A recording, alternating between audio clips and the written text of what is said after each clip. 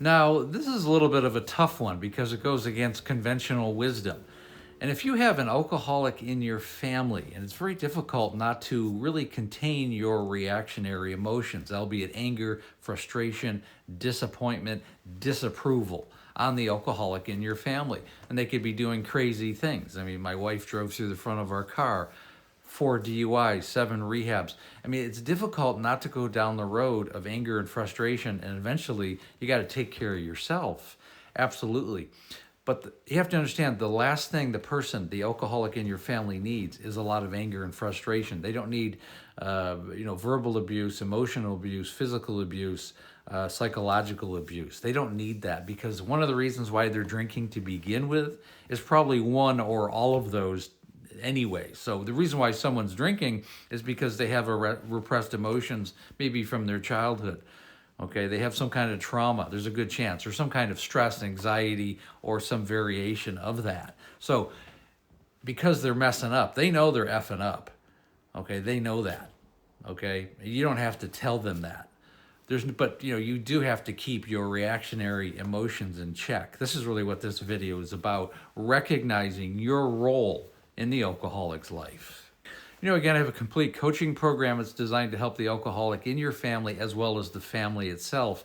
Link is in the bio. It takes about 45 minutes or so. We're going to do a deep dive into what's going on with you and your family. Now, the call is free, the course is not, but I'm here to help both you and the family itself, and I'm looking for people who really want to change their lives forever. And really, the whole point of this video is you don't want to exacerbate the problem that already exists. If you have a son or a daughter and they're coming home drunk and they're getting themselves into legal or other kinds of problems, this is a time where they need one thing. Quite often, they do need tough love. And tough love can be an organized situation where, look, if you don't do what we're telling you to do, you start going to group therapy, some kind of counseling, get into a rehabilitation facility, and start working on yourself in some way, then we can't support you financially or emotionally, and we might have to part ways until this does take place. Those kind of tough love is really what an alcoholic needs. They don't need screaming and yelling and disappointment and all the angst and drama that goes along with that. Family members need to pull that back is really what I'm getting at, and really have conversational situations. Only talk to an alcoholic in your family when they're sober if you want to have a productive conversation.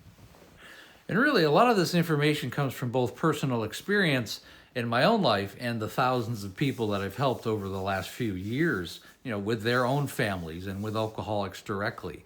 It's important. Like, I mean, did I do everything correctly with my wife when she was, alive? No, absolutely not. There's no way. There were certainly times when I was angry and frustrated and with good reason, but it didn't help the situation. It didn't help our situation, and it certainly didn't help my wife's mental health as well. It added to her problems rather than finding a particular situation. I mean, there were times when, she would be drunk every single night and literally pass out on the floor. And, I would just walk over the top of her. And you get to the point where you don't get angry. You just let her do what she needs to do. And then the next day when you're able to have a conversation with her, it's like, look, you've been drunk on the floor every day for the last week. What do you want to do about this? Okay, because this is my plan. This is the plan that I think we should do. It's time to go back to a rehabilitation facility.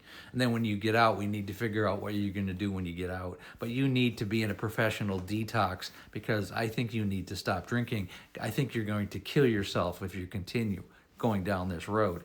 And I don't think our son needs to see you on the floor drunk every night. I mean, last night, you literally passed out in the downstairs bathroom with your head on the floor. And I couldn't convince you to get up. You were actually laughing at me. This is not an environment that I want to be in or our son wants to be in. So what do you want to do about it?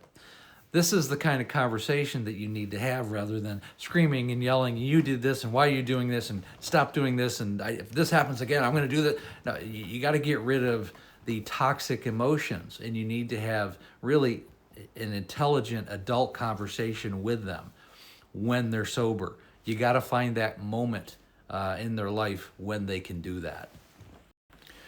Because at the end of the day, I mean, alcohol use disorder is a very sad, irrational disease. And it's difficult having a family member who is doing one irrational activity after another.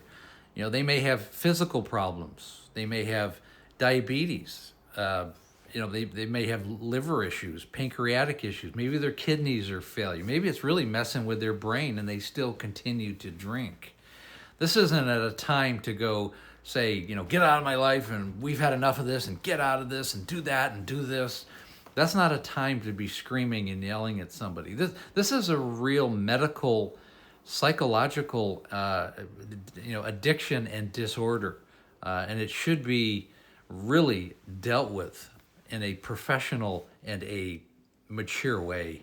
Yelling and screaming at the person isn't going to get the result you want. And I hope that if you take away anything from this video, yelling and screaming and dysfunction isn't going to help anybody. Unless, and then there's one other situation I want to talk about. And I understand there are situations when the alcoholic can be violent, verbally, physically, or emotionally themselves. And maybe they've gotten to the point where they're not stable and the alcohol really brings out the worst in them. Well, that type of situation, maybe you just need to vacate the situation. I know easier said than done, but it's something that maybe you should be doing, especially if there's children involved. In my wife's case, she was one of the kindest, most loving people you could meet. I mean, she used to walk around the house and the animals would follow her. I mean, she didn't have a mean bone in her body, which added to kind of the frustration, because it was such a strange thing to see her suffer through this mental illness. And also, she was a very kind person, which made it that much more difficult to be mad or angry at someone who really understood what they were going through. But every situation is different, and I hope this has given you some insight in how to deal with the alcoholic in your family. And again, if you want to get the full story, which I'm sure will resonate with both alcoholics and family members, Amanda, A Cautionary Tale of Alcoholism. Again, you can find it on the link in the link tree on this page. There's also an international link. It also can be found on Amazon, and also you can get the ebook on Amazon, Barnes & Noble, and the Apple website. Again, thanks so much for listening.